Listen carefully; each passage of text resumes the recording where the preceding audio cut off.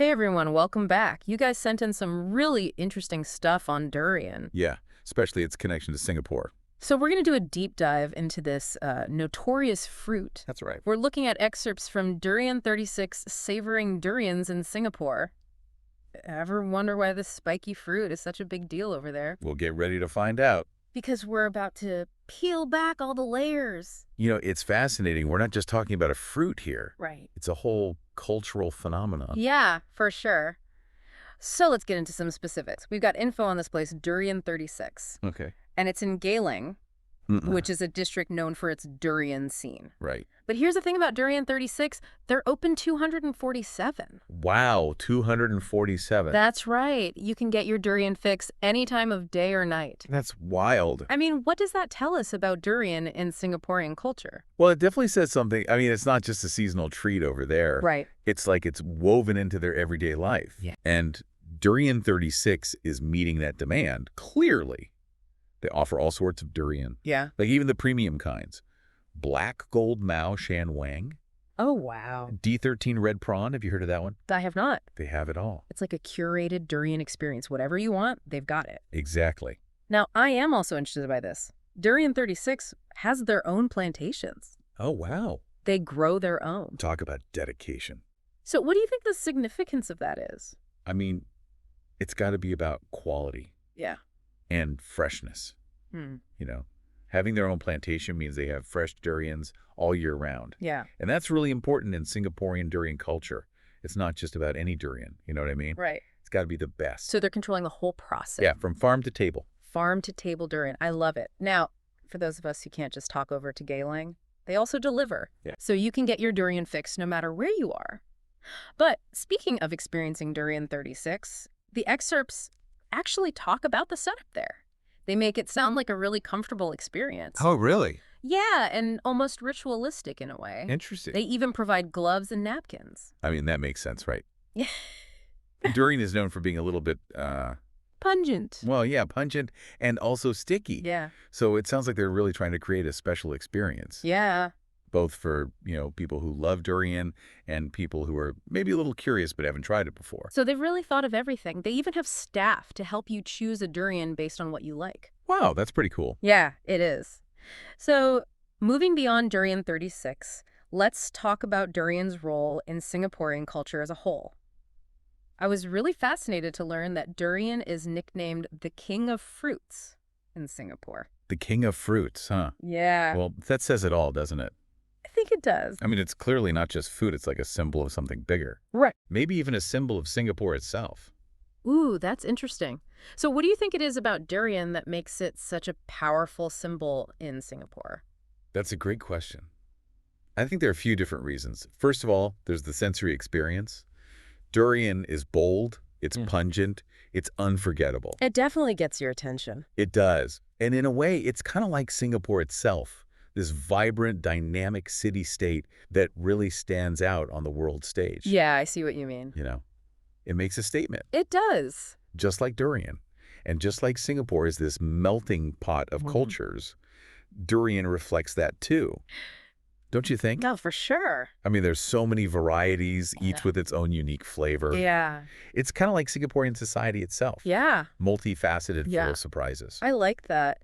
And speaking of surprises, it's funny how durian gets such strong reactions from people. Oh, yeah. It's either you love it or you hate it. You love it or you hate it. There's really no in between. There's no in between. It's pretty rare. That's true. And I think that's part of what makes it so interesting. Right, It's not just some bland fruit that everyone's like, oh, yeah, that's fine. right. It's divisive. Yeah. It makes people talk. It challenges you. Challenges your ideas about what a fruit should be. Well, It's a daring fruit. it is daring to be different.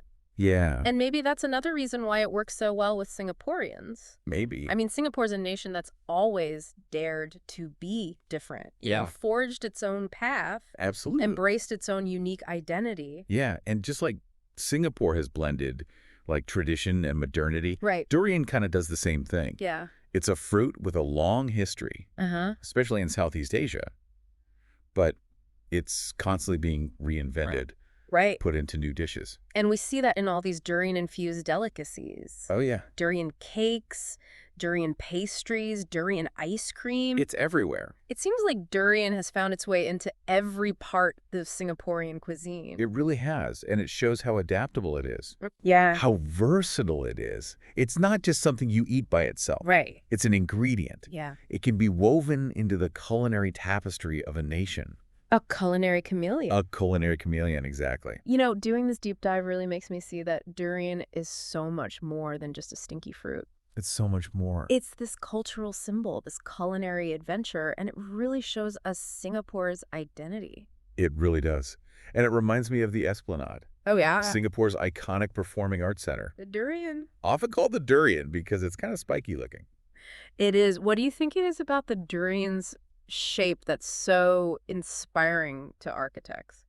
Well, I mean, practically speaking, Yeah. the spikes give it a lot of structural support. Oh, interesting. It's a really strong form, Yeah. naturally resilient. But I think there's more to it than that. Oh, really? I think there's a symbolic element too. Okay, I'm listening. Think of the durian spikes as a metaphor Okay. for Singapore's resilience, Uh-huh. its ability to overcome challenges, to stand strong. Interesting. It's a visual reminder that Singapore's not afraid to defend itself, Right. to protect its interests, Yeah. and to project strength. It's like durian's armor, Exactly. a symbol of Singapore's determination. Yes. And just like those spikes can be intimidating at first, They are a little scary looking. Singapore has a reputation too. Oh, yeah, for being strict. A bit prickly. Well, all the rules. Yeah, with all the rules and regulations. But once you get past that initial impression, Right. you discover this warm, welcoming, Yeah. vibrant culture underneath. It's a good analogy. And it really highlights something else about durian. It always surprises you, Yeah, challenges your expectations. it does. You mentioned earlier how durian is divisive. Right. Some love it, some hate it. What do you think it is about the durian experience that makes people feel so strongly? That's a great question. There are probably a few things. The aroma is definitely a big one. Oh, yeah. It's potent. There's no denying that. That's one way to put it. It can either draw you in Uh-huh. or totally repulse you.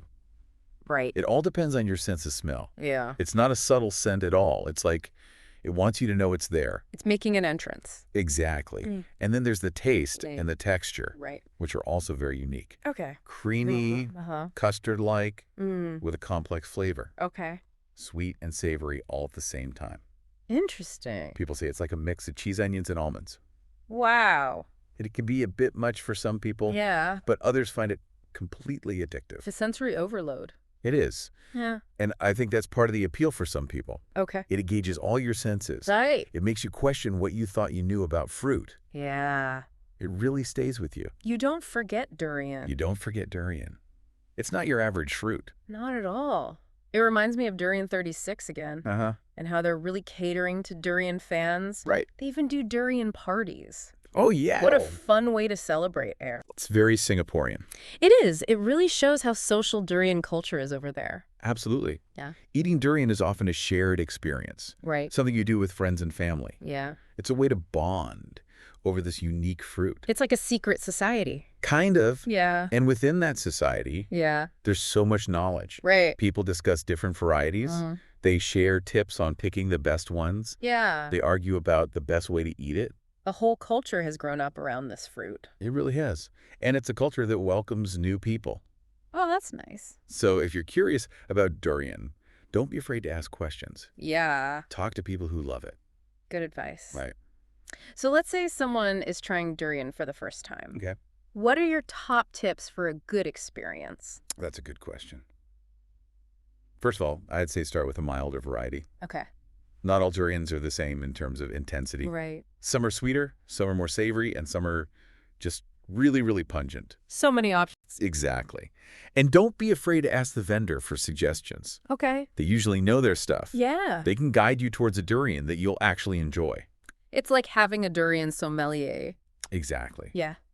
And lastly, be open to the experience. Yeah. Don't go in with any preconceived notions. Right. Just savor the moment. Yeah. Let your taste buds guide you. Maybe you'll discover a new favorite food. You never know. Yeah. But even if durian doesn't become your new obsession, Right. the experience itself is worth it. Yeah. It's a chance to connect with another culture, Uh-huh. to challenge your perceptions, Right. and to expand your culinary horizons. It really is. Yeah. And we've talked a lot about culture and the sensory experience with durian, Right. but our source material also talks about how Singapore has strict rules about importing durian. Uh-huh. Why do you think they're so careful about that? Well, they're serious about their durian. Yeah. They want the best quality. Right. And most of it comes from Malaysia. Right. So they have all these requirements Mm-hmm. to make sure they're getting the good stuff. Makes sense. It's like quality control fit for a king. Exactly. Yeah. Which durians is considered over there? That's right. And all that attention to quality probably helps with durian tourism, too. Oh, absolutely. People come from all over to try it. Yeah, food tours often include durian tastings Really? to show off the different varieties and how important durian is to Singaporean culture. Wow. It's amazing that one fruit can be such a global attraction. It is. So for our listeners who are now super curious about durian, Yeah. what's the main thing you want them to take away from this? I'd say this durian is a lot like Singapore itself. Okay. Bold, vibrant, full of surprises. It's an experience that really challenges your senses, Yeah. and it opens your mind to new things. So if you ever get the chance, give durian a try. You might just fall in love with it. It sounds like a delicious adventure. And for Mhm. those who've already tried durian, we want to hear from you. Yeah. What are your thoughts on this controversial fruit? Share your stories. Let us know your experiences and insights. We love hearing different perspectives on durian and its place in Singaporean culture. That's right. So until our next deep dive, keep exploring, keep learning, and as always, Happy listening. happy listening, everyone.